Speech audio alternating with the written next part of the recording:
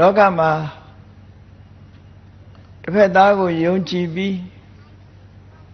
အမောင်တွေကလမ်းလျှောက်နေရတဲ့ဟာမျိုးဟာအလွန်ဆိုးဝါးတဲ့အခြေအနေတစ်ခုဖြစ်တယ်မြတ်စွာဘုရားသခင်ပွင့်ပေါ်လာတဲ့အခါမှာလောကသားတွေဟာရဲရင်လာကြတယ်ဘာကြောင့်လို့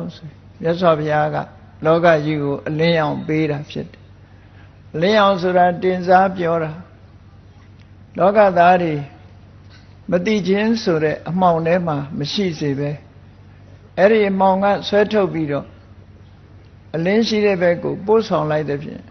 လောကသားတွေဟာမှန်တရားကိုကိုယ်ပိုင်ညာနဲ့ဆုံးဖြတ်နိုင်စွမ်းရှိပြီးလုံးတဲ့နာနဲ့မလုံးတဲ့နာခွဲခြားသိရှိနားလည်သွားကြတယ်တန်တရားထဲမှာကျင်လဲနေကြရတဲ့ပုဂ္ဂိုလ်တွေမြတ်စွာဘုရားမပွင့်ဘူးဆိုလို့ရှိရင်ဟိုလူပြောဟုံနိုးနိုးဒီလူပြောဟုံနိုးနိုးနဲ့ကိုယ်ပိုင်ညာနဲ့ဆုံးဖြတ်နိုင်စွမ်းမရှိသည့်အတွက်ကြောင့်အမောင်ထဲမှာစံတော်ဝါနဲ့ခရီးလျှောက်နေရတယ်လို့ခရီးသွားနေရတယ်လို့လောကလူသားတွေဟာဆုံးဖြတ်နိုင်စွမ်းမရှိဘူးဒါကြောင့်မို့အမောင်ထဲသွားရတဲ့ပုဂ္ဂိုလ်ရဲ့စိတ်နှလုံးတုန်လှုပ်ခြောက်ခြားမှုဆိုတာဖြစ်တတ်တယ်လို့ပဲအသိဉာဏ်ကင်းမဲ့သူရဲ့ဘဝခရီးဟာလဲကြောက်လန့်မှုတွေနဲ့ပြည့်နှက်ပြီးတော့နေလို့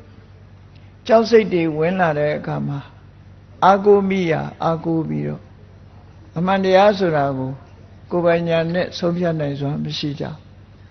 ဒါကြောင့်မို့ဘာသာဝါဒတွေအမျိုးမျိုးပေါ်ထွန်းလာပြီးထိုဘာသာဝါဒတွေရဲ့အဆုံးအမအတိုင်းလူတွေကကောင်းစားလိမ့်နိုးနိုးချမ်းသာလိမ့်နိုးနိုးနဲ့မျှော်ကိုးပြီးတော့လိုက်နာကျင့်သုံးနေကြတာကိုယ်ပိုင်ညာနဲ့ဆုံးဖြတ်ပြီးတော့လုပ်နိုင်ကြတာမဟုတ်ဘူး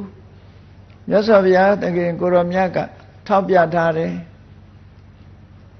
အနုတ္တဗယတစ္ဆိတာလူတွေဟာဘေးရန်အန္တရာယ်ရဲ့ချင်းချောက်မှုကိုခံရသည့်အတွက်ကြောင့်အာကိုမိယာအာကိုသွားကြတယ်လို့ဘာသာဝါဒတွေဖြစ်ပေါ်လာခြင်းဟာလည်းပဲအမှန်မသိခြင်းကစလို့ကြောက်ရွံ့ထိတ်လန့်ခြင်းကြောင့်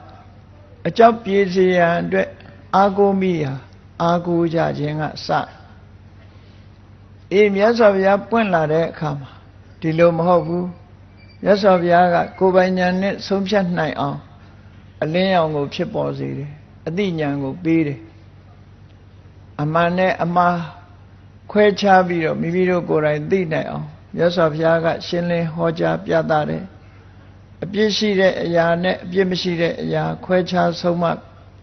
ဟောပြောတယ်လုံးတဲ့နာနဲ့မလုံးတဲ့နာကိုလည်းခွဲခြားဆုံးမဟောပြောတယ်မြတ်စွာဘုရားရဲ့တရားဓမ္မကိုကြားနာလိုက်ရတဲ့အခါမှာလူတွေဟာအလင်းနဲ့ရောက်လာတယ်လို့ကိုယ်အားကိုယ်တဲ့စိတ်တွေဖြစ်ပေါ်လာပြီးမိမိတို့ကိုယ်တိုင်ဆုံးဖြတ်ပြီးတော့ကိုယ်တိုင်ရွေးချယ်တဲ့ဘဝလမ်းကိုရှောက်လန်းနိုင်ကြတဲ့အနေအထားမျိုးရှိတယ်ဘုရားဘာသာဝင်နေဆိုတာကိုယ်ပိုင်ရွေးချယ်တဲ့လမ်းကိုရှောက်လန်းနိုင်ရမှာဖြစ်တယ်ပေါ့တခြားဘာသာဝင်တွေကိုကြည့်ကြည့်လိုက်ဘုရားသခင်ရဲ့အလိုတော်ကြဆိုဘုရားသခင်ဖန်ဆင်းတဲ့အတိုင်းသာမိမိတို့ဘဝဟာယက်တည်နေထိုင်ကြရတာဖြစ်တယ်ဘုရားသခင်ကအလိုတော်ရှိမှချမ်းသာဒုက္ခရပြီဘုရားသခင်ကအလိုတော်မရှိဘူးဆိုလို့ရှိရင်ကိုယ့်ကိုယ်ဆုံးဖြတ်နိုင်စွမ်းမရှိကြဘူးဗုဒ္ဓဘာသာမှာအဲ့ဒါလိုဘုရားသခင်ရဲ့အဆုံးဖြတ်ဆိုတာမျိုးခံယူပြီးတော့ကိုယ်ပိုင်ညာနဲ့မဆုံးဖြတ်နိုင်တဲ့အရာမျိုးမဟုတ်ဘူးကိုယ်ပိုင်ညာနဲ့ဆုံးဖြတ်နိုင်စွမ်းရှိအဲ့ဒါလိုရဲရင်ပြတ်သားပြီးတော့ကိုယ်အားကိုယ်တတ်လာအောင်